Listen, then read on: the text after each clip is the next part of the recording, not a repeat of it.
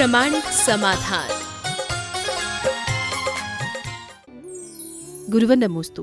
कुछ व्यक्ति मंदिर में स्थित व्यंतरों की मूर्ति को भी भगवान की तरह पूजते हैं। क्या ये मूर्ता व अज्ञानता का घोतक है? देखिए, तो तुम ना पिछानो आन मानो देव विविध प्रकार जी, या बुद्ध से थी निज न जानो भ्रम गिनो हितकार जी। यही अपनी अज्ञानता को दर्शा रहा, और ये सब अज्ञानता की महिमा है। आज की पीढ़ी मंदिर तो जाती है, पर उसके अंदर पूज्या पूज्य का विवेक नहीं। उसके लिए एक ही बात है कि मंदिर में जो भी है सब पूज्य है, और वो उसी तरीके से कर लेता है। कमी हमारी है कि हम उनको ठीक तरीके से समझा नहीं पाते। हमें समझाना चाहिए, और मंदिर में केवल बीत राग देव शास्त्र और गुरु का ही शासन होना चाहिए, उनका ही बंधन होना चाहिए, उनका ही अर्चन होना चाहिए, उनकी ही पूजन होना चाहिए। ये रास्ता है। गुरुवर नमोस्तु। नमोकार मंत्र के लिखने में शुद्धता का ध्यान किस प्रकार रखें? देखिए, नमोकार मंत्र लिखने के लिए एक निश्चित समय निश्चित स्थान पर विनय पूर्वक जमीन पर बैठकर धुले कपड़े पहनकर लिखना चाहिए। मौन पूर्वक लिखिए, ठीक है। शुद्ध एकदम लेखन लिखिए, मौन पूर्वक लिखिए, मन से चिंतन कीजिए, हाथ से लिखिए और वचनों से मंत्र गुनगुनाइए, त्रियोग की शुद्धि हो। गुरुवर नमोस्तु। मुनिराज कभी हाथ उठाकर व कभी पिच्छी के द्वारा आशीर्वाद देते हैं। क्या दोनों में कोई अंतर है? पिच्छी हमारे आशीर्वाद का उपकरण नहीं है, ये हमारे संयम का उपकरण है। हमें हमारे गुरुओं ने संयम पालन के लिए भगवान की आज्ञा से पिच्छी दी। अब वो संयमोपकरण आजकल आशीर्वादोपकरण हो गया। मैं आपसे पूछता हूँ, इस पिच्छी का महत्व है या पिच्छीधारी का? पिच्छीधारी। तो आपको हाथ के आशीर्वाद से संतोष नहीं होता, पिच्छी का आशीर्वाद चाहिए। मुझसे एक बार एक भाई ने कहा, महाराज पिच्छी लगाओ। आप पिच्छी नहीं लगाते हैं? मैंने कहा मैं पीछे लगाता हूं। पिच्छी नहीं लगाऊंगा, पीछे लग जा, काम हो जाएगा। इसलिए गुरुजन साधुजन अगर सद्भाव से भरकर अपना हाथ उठाते हैं, उनकी आशीर्वाद की तरंगे हमारे चित्त को प्रभावित करती है, और उसी में उसका बेड़ा पार हो जाता है। इसलिए पिच्छी के पीछे ज्यादा आकर्षण मत रखो। गुरुवर नमोस्तु। समय के साथ रिश्ते क्यों बदल जाते हैं? देखिए, समय के साथ तो सब कुछ बदल जाता है, रिश्ते ही क्या नहीं बदलता। हमारा शरीर बदलता है तो फिर रिश्ता बदले क्या है? ये प्रकृति का नियम है। प्रकृति के अनुरूप मनुष्य की सोच में बदलाव आता रहता है। जहाँ तक वर्तमान की बात है, ये परिवर्तन कुछ हमें ज़्यादा दिख रहा है। उसकी वजह है कि आज का धर्मक्षेत्र कालभाव ऐसा हो, और जैसा धर्मक्षेत्र कालभाव होता वैसी मनुष्य की मानसिकता बनती है, और जैसी मानसिकता बनती है वैसी उसकी सोच और प्रवृत्ति बन जाती है। इसलिए आज सब कुछ बदल रहा है। तो इस बदलते हुए दौर को हमें स्वीकार करना पड़ेगा। इसके अलावा और कोई दूसरा रास्ता हमें नहीं दिखता। गुरुवर नमोस्तु। चुप रहना इंसान की ताकत है या कमजोरी? देखिए, बहुत अच्छा सवाल किया है। चुप रहना मनुष्य की ताकत है या कमजोरी? मैं कहूँगा ताकत भी है और कमजोरी भी। जब मैं बोल सकता हूँ और बोलने पे बवाल हो, तो वहाँ चुप रहने में ताकत। जहाँ मैं बोल सकता हूँ और बोलने में बवाल हो, वहाँ चुप रहना ताकत है। और जहाँ हमारे बोलने से बवाल शांत हो जाए, वहाँ बोल देना हमारी ताकत। समझ गए? जहाँ चुप रहने से बवाल हो या कुछ विपरीत प्रभाव हो, तो चुप रहना कमजोरी है। और जहाँ बोलने से बवाल हो, वहाँ बोलना कमजोरी है। तो सब चीज़ें अवसर और प्रसंग के ऊपर निर्भर करते हैं, हम किस स्थिति में क्या बोल रहे हैं। गुरुवर नमोस्तु। क्या सोयाबीन व उसका तेल भी द्विदल में आता है? देखिए, सबसे पहले तो द्विदल का मतलब क्या है इसे समझिए। जिसके दो फाड़ हो जाए वो द्विदल नहीं है। द्विदलान का दो फाड़ हो तो है। धनिया भी आता है, मिर्ची भी आते हैं, उनके भी दो फाड़ हो जाते हैं, उसमें द्विदल नहीं है। एक काष्ठ होता है, एक अन्न होता है। धना काष्ठ है, मिर्च काष्ठ है। इसी तरह सोयाबीन का तेल वो तेल है, तेल से नहीं होता। सोयाबीन तिलहन भी है और दलहन भी है, ये उभय कोटि का अनाज है। इसलिए सोयाबीन का यूज करे तो उसे द्विदल माने, सोयाबीन के तेल का नहीं। और मूंगफली विशुद्धतया तिलहन है, वो दलहन नहीं है, इसलिए मूंगफली के साथ ना मूंगफली ना उसके तेल, दोनों के साथ कोई भी द्विदल नहीं।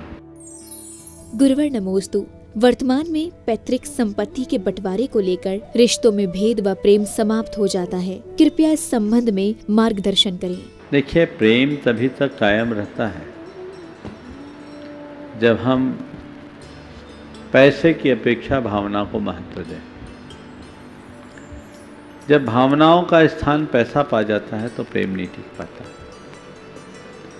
जहाँ तक बंटवारे की बात है, हर पिता अपनी संतान को अपनी संपत्ति और स्वत्व सुपूर्द करके जाता है, लेकिन योग्य और सुसंतान मैं उसे मानता हूँ जिसके हृदय में पिता की संपत्ति की चाह न हो।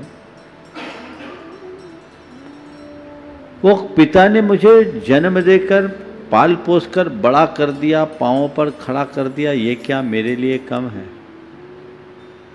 अच्छी संतान वो है जो अपने पिता को ही कह दे कि हमें कुछ नहीं चाहिए। और ऐसे भी उदाहरण है। मेरे संपर्क में एक ऐसा व्यक्ति है, वो अपने पिताजी को लेकर के मेरे पास आया। पिताजी अपनी संपत्ति बेटे को देना चाह रहे थे।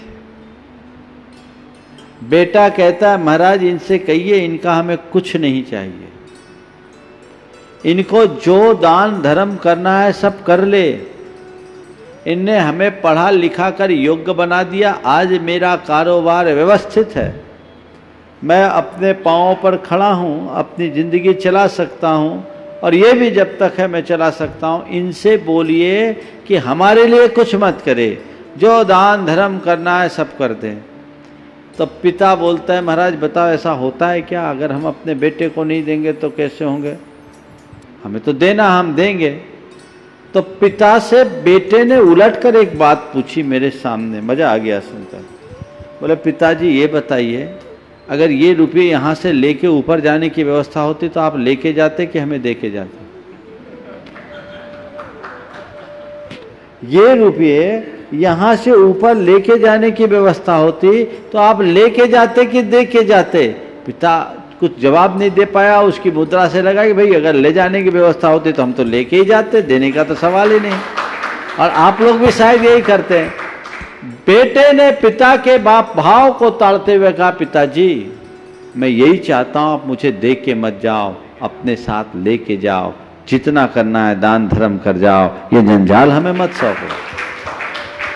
एक सोचिए, ऐसे बिरले, और शायद ऐसे लोगों को लोग पागल कहें, लेकिन ऐसे भी उदाहरण है।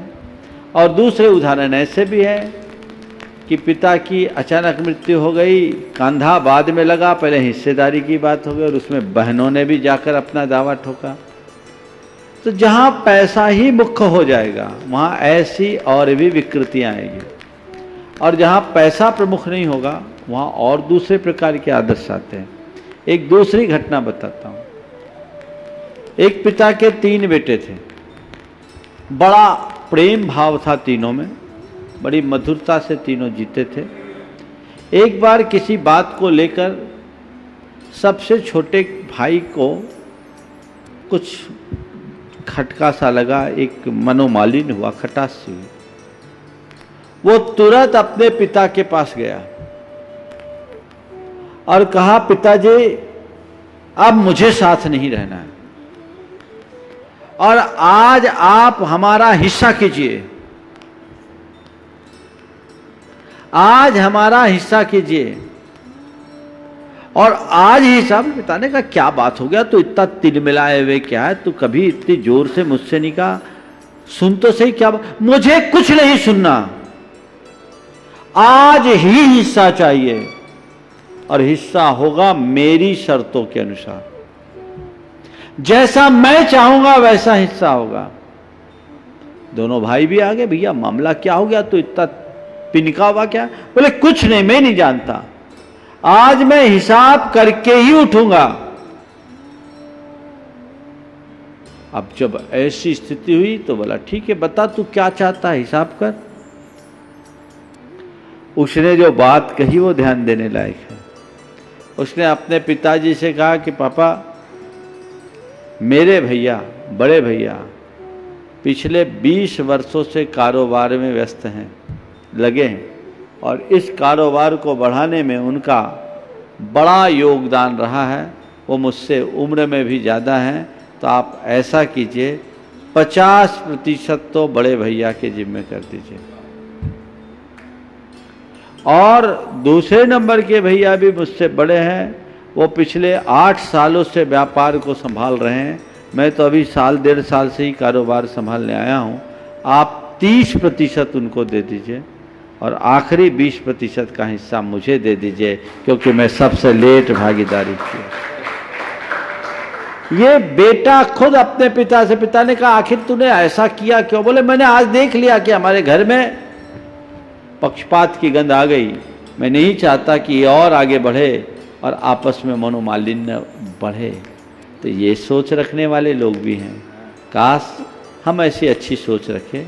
लोगों से भी मैं कहूँगा, लड़का हो या लड़कियाँ, आज भी हमारी समाज में लड़कियाँ यद्यपि अधिकार से उनको पिता की संपत्ति लेने का हक है, और ये सुप्रीम कोर्ट का निर्णय नहीं, भगवान आदिनाथ का शासन है। आदि पुराण में जैन कानून के अनुसार कन्याओं को अपना हक लेने का अधिकार है।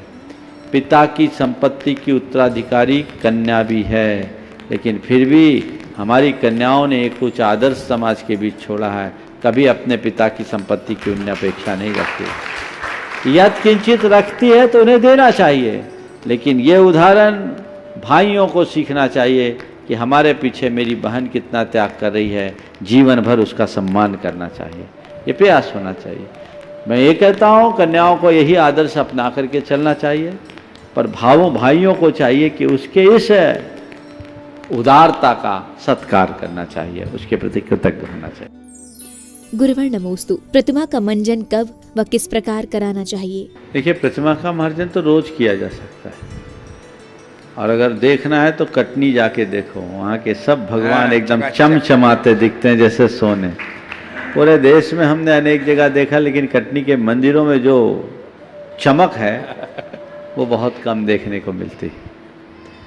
आप नियमित कर सकते हैं, निषेध नहीं है, लेकिन रोज नहीं करो तो कम से कम दशलक्षण के पहले तो करो।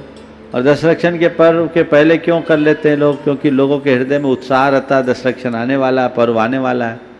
तो जैसे आपके घर में कोई फंक्शन होता है तो पहले घर की सफाई वगैरह करते हैं, तब दशलक्षण आने वाला है तो मंदिर की हम पूरी साफ सफाई करें, तो वेदी की भी साफ सफाई करते हैं, प्रतिमा जी का भी मार्जन लोग उत्साहपूर्वक कर लेते हैं।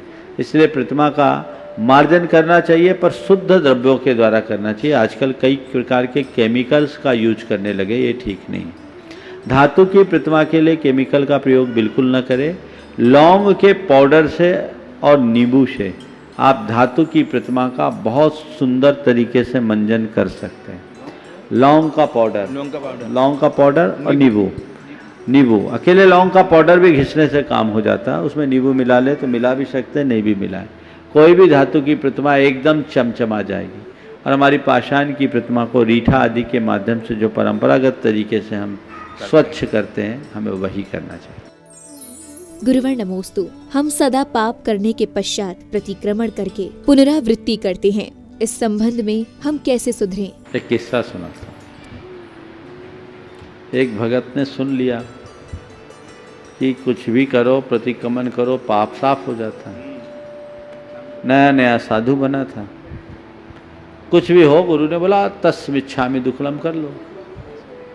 मिच्छामि दुक्कड़म, मेरा ये दुष्कृत, मेरा ये पाप मिथ्या।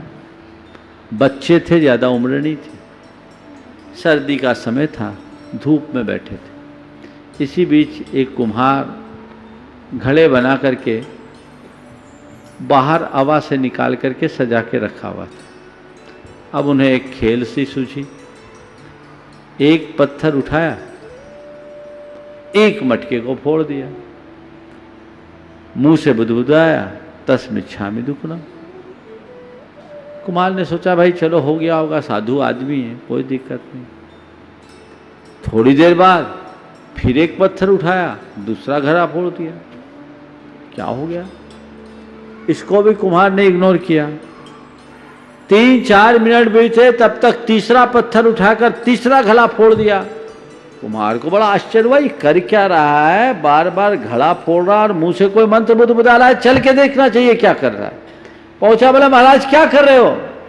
आपने मेरे 3 घड़े फोड़ दिए। बोला गुरु ने कहा कि कितने भी पाप हो जाए तस्मिच्छामि दुक्कडम में सब साफ हो जाता है।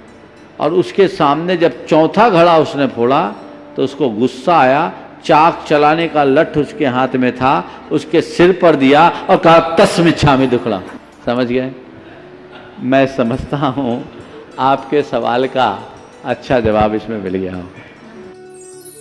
गुरुवर नमोस्तु। हमारा कुछ नहीं, फिर भी हम मेरा मेरा क्यों करते हैं? यही तो समझ में नहीं आता। जिस दिन समझ में आ जाए तो मेरा मेरा छूट जाए।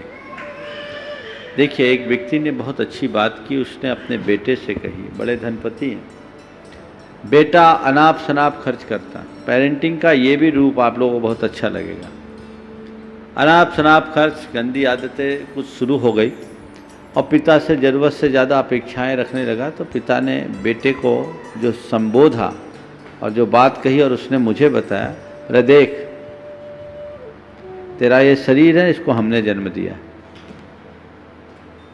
तेरा ये शरीर है, ये जन्म हमने दिया। तेरी जो बुद्धि है, तेरे जो पढ़ाया लिखाया वो भी हमने पढ़ाया लिखाया। तेरे को बड़ा भी जो किया हमने पढ़ाया लिखाया। और मेरे पास जो धन है ना, वो मेरे माँ बाप का दिया हुआ है, तेरा कुछ नहीं है। मेरे बाप ने मुझे दिया, मेरी माँ ने मुझे दिया। अब ये मेरी इच्छा होगी तो मैं तुझे दे सकता हूँ, बाकी दे नहीं सकता। तेरा अपना कुछ नहीं है। तो तू इन सब चीज़ों का ज़्यादा एहतराम मत। अगर तुझे कुछ करना है तो अपनी काबिलियत, अपनी योग्यता के बल पर बढ़ा, फिर तुझे जो करना है सो कर लेना। सीख देने का ये भी एक तरीका है। लेकिन मनुष्य इस अज्ञानपूर्ण भ्रांति के कारण अहंकार में जीता है। काश उसका अहंकार मिटे। गुरुवर नमोस्तु। क्या गुरु के वियोग में दुखी होने पर भी असाता वेदनीय कर्म का बंध बनता है? देखो, सिद्धांत की दृष्टि से अगर हम विचार करते हैं तो वियोग जन्य व्याकुलता अशाता का बंध कराती है। सामान्य नियम के अनुसार तो यही है। पर गुरुजनों का वियोग हो, मन व्यथित हो, तो ये आपने पूछा है वो अशाता का बंद करेगी कि शाता का? ये शाता का तो बंद नहीं करेगी, अशाता का ही बंद करेगी। क्योंकि ये एक प्रकार की आकुलता है। यदि हमने सच्चे अर्थों में गुरुजनों को समझा है तो गुरु का वियोग होगा ही नहीं। गुरु तो हमारे हृदय में है, फिर आकुलता क्यों? और जब आकुलता नहीं तो बंध क्यों? ये मानवीय दुर्बलता है। जब हम किसी के साथ जुड़ाव रख लेते हैं और वो जुड़ाव टूटता है, छूटता है, तो मन में व्याकुलता होती, स्वाभाविक है। लेकिन ये तय मान करके चलना, जहाँ आकुलता है वहाँ दुख है, और जो दुख है वो दुख का बीज भी बोता है। अशाता का बंध तो होगा ही। इसलिए जो ज्ञानी हैं वो उस घड़ी में भी अपने आप को तटस्थ बनाए रखते हैं।